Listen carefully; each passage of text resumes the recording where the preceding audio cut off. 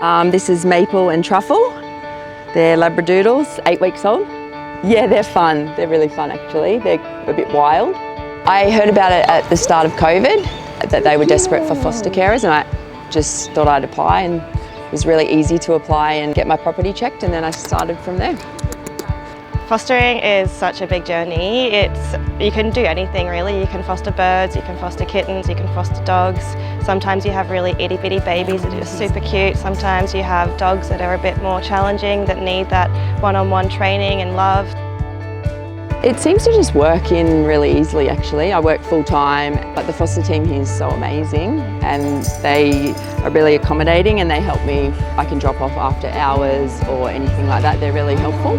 Well, as much as we try and make the shelter a nice place to be, it's not a place for animals to live long term. It's a busy environment, there's lots of smells, there's lots of sounds. It's not a home, and so to be able to get them into a home, you really start to see them relax. My last foster's Maggie and her puppies. I had them from 2 weeks old. They were really special to me.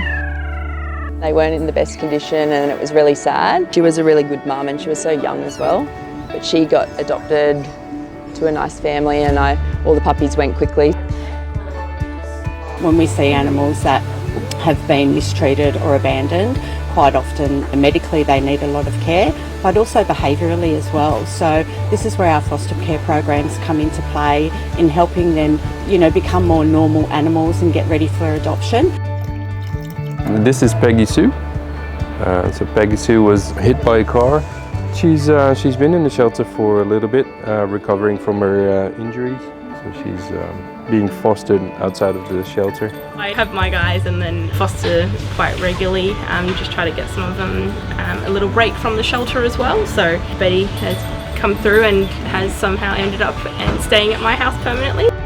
No matter how many years you've been fostering, it's always hard to bring them back for adoption or desec. It's a pretty normal thing to be a bit upset when you have to bring them back, but it's all part of the journey, and as soon as you get to move them on, it means you can open up your home for someone else. Such a fun and rewarding experience, and you can help out. A lot of people say, how do you give them back, how do you give them back? But you just got to do it knowing that you're doing the right thing, and they're going off to a good home.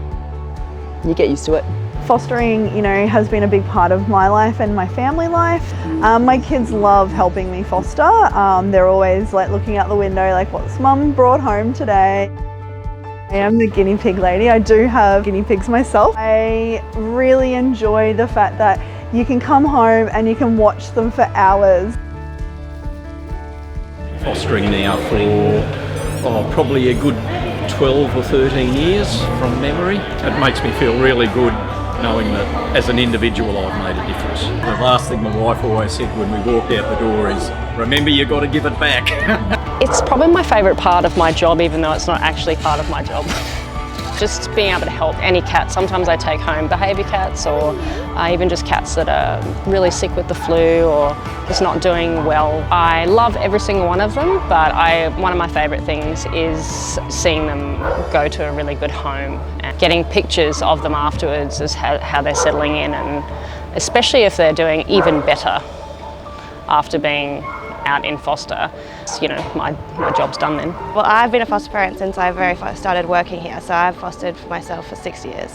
And I've got over 30 animals that I've fostered. One of my most memorable is the one that's plastered all over the RSPCA, Mr. Smush, the guy with one eye.